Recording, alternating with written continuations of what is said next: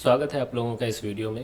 Question number 11 में solve करने जा रहा हूँ। क्वेश्चन कह रहा है consider the situation shown in the figure, calculate the acceleration of the 1 kg blocks, यानी एक्सीलरेशन बताना है। Tension in the string connecting the 1 kg blocks, मतलब इन दोनों के बीच टेंशन बताना है जिसे मैंने T2 माना हुआ है।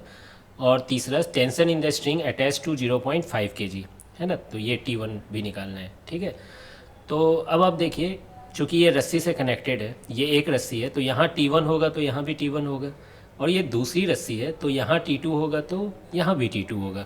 और कांस्टेंट मोशंस के रिलेशन से आपको ये फील आ रही होगी कि अगर ये ए एक्सीलरेशन से नीचे जा रहा है तो ये ए एक्सीलरेशन से आगे जाएगा और ये भी ए एक्सीलरेशन से आगे ही जाएगा। क्लियर है ये चीज़? अब आप बोलोगे कि सर आपको कैसे पता चला ये जा रहा है? ठीक है, ये जा भी रहा है कि नहीं ये कैसे पता चला? सही बात है, शुरू में हम लोग ऐसे ही, है ना, आंसर नहीं दे सकते हैं। ठीक है, अभी मैं बताने वाला हूँ कैसे मुझे पता चला ये जाएगा।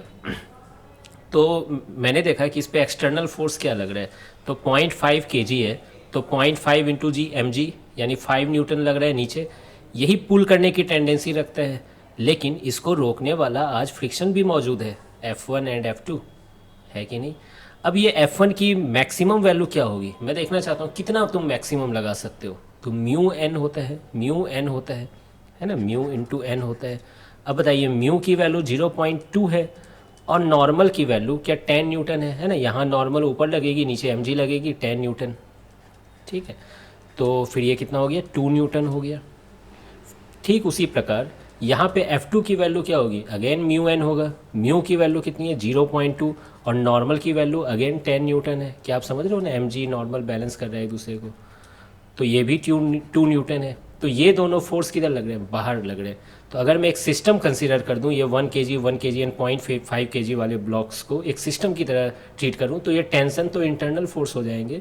ये 5 न्यूटन से इसको नीचे खींच रहा है, या यूँ कहें तो आगे खींच रहा है, और ये 2 न्यूटन प्लस 2 न्यूटन यानी 4 न्यूटन से पीछे फ्रिक्शन लग रही है।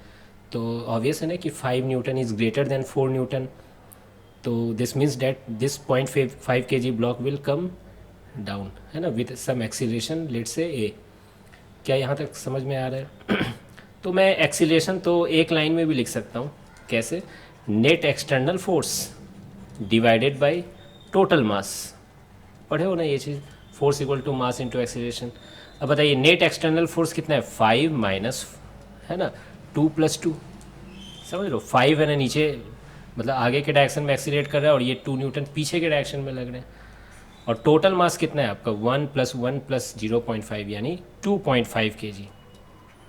ठीक है, 5 माइनस 4 कितना हो जाएगा, 1 हो जाएगा, 1/2.5 यानी 2.5 को 5/2 लिख दो तो 4/5 आ जाएगा। सॉरी कितना, 1/, लिख ही देता हूँ, देखो 1/5/2, तो ये कितना आ गया, 2/5 आ गया मीटर पर सेकेंड स्क्वायर। तो ये रही आपकी एक्सीलरेशन की वैल्यू। आप चाहो तो इसको फिर डेसिमल में भी चेंज कर सकते हो, 0.4 मीटर पर सेकेंड स्क्वायर हो जाएगा। तो यहाँ तक तो समझ में आ रहा है। मान लीजिए कि आपको ऐसे लिखने का मन नहीं था, तो फिर आप सीधा, है ना, इक्वेशंस बनाना शुरू कर दीजिए, वहाँ से भी आंसर आ जाएंगे। ठीक है, तो देखिए इक्वेशन कैसे बनाते हैं। तो सबसे पहले 0.5 kg वाले पे इक्वेशन बना लेते हैं। ये नीचे आ रहा है ए एक्सीलरेशन से, तो मैं क्या लिखने वाला हूँ, net force equal to mass into acceleration. ठीक है, तो 0.5 kg वाले के लिए नीचे 5 लग रहा है और एक्सीलरेशन भी नीचे हो रही है, तो इसे मैं पॉजिटिव मानूंगा। T1 ऊपर लग रही है तो minus T1 equal to mass into acceleration, यानी 0.5 इंटू ए। ये रहा आपका पहला इक्वेशन। ठीक उसी प्रकार इस 1 kg पर भी आप net force equal to mass into acceleration लिख सकते हैं। आगे T1 लग रहा है तो उसे मैं पॉजिटिव मानूंगा क्योंकि एक्सीलरेशन भी आगे है। तो ये हो जाएगा T1 माइनस, पीछे क्या लग रहा है, T2 लग रहा है, और पीछे ही क्या लग रही है, ये फ्रिक्शन, है ना, जिसे मैंने F1 नाम दिया है। क्या मैं डाटा यूज कर लेता हूँ, 2 न्यूटन है, equal to mass into acceleration, mass 1 है और एक्सीलरेशन a है। तो ये रहा आपका दूसरा इक्वेशन। ठीक उसी प्रकार तीसरा इक्वेशन इसके लिए लिख सकते हो। आगे कौन सा फोर्स लग रहा है, T2 लग रहा है, पीछे क्या लग रहा है, 2 न्यूटन लग रहा है, net force equal to mass into acceleration, तो 1a हो गया। तो ये रहा आपके समक्ष 3 इक्वेशंस, है ना। अब आप इसको जोड़ देते ना तो फिर से आप वहीं पर पहुंचने वाले हो जो मैंने ऊपर यहाँ पे लिखा है। तो देखिए T1 कट जाएगा, minus T1 plus T1, minus T2 plus T2 cut रहा है, 5 माइनस 2 माइनस 2, क्या ये फिर से 5 माइनस 4 हो गया, यानी 1 ही लिख दो डायरेक्ट। और इधर देखिए क्या फिर से 2.5 हो गया, तो यहाँ से भी आंसर आपका क्या आ रहा है, 2/5 आ रहा है। क्लियर है ये चीज़? तो ऐसे भी कर सकते थे।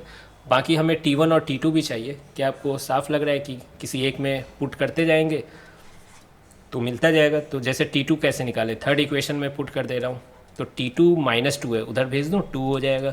1 इंटू ए, और ए की वैल्यू कितनी थी, 0.4 है ना, अभी अभी निकाला था, तो 0.4 हो गया। ये कितना हो गया, 2.4 न्यूटन। ठीक उसी प्रकार पहले वाले इक्वेशन में से आप T1 निकाल सकते हो। क्या आपको दिख रहा होगा, 5 माइनस T1 इक्वल टू 0.5 है, तो T1 को आप क्या लिख सकते हो, 5 माइनस, ठीक है, 0.5 यानी 1/2 इंटू ए, और ए की वैल्यू कितनी हो जाएगी, 0.4। तो देखिए ये 0.2 हो जाएगा, 5 माइनस 0.2 कितना होता है, 4.8। तो ये रहा आपका फाइनल आंसर।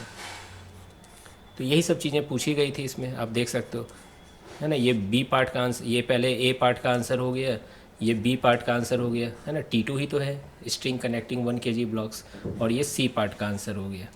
तो सब आंसर आपके समक्ष है। तो ठीक है, फिर मिलते हैं नेक्स्ट वीडियो में।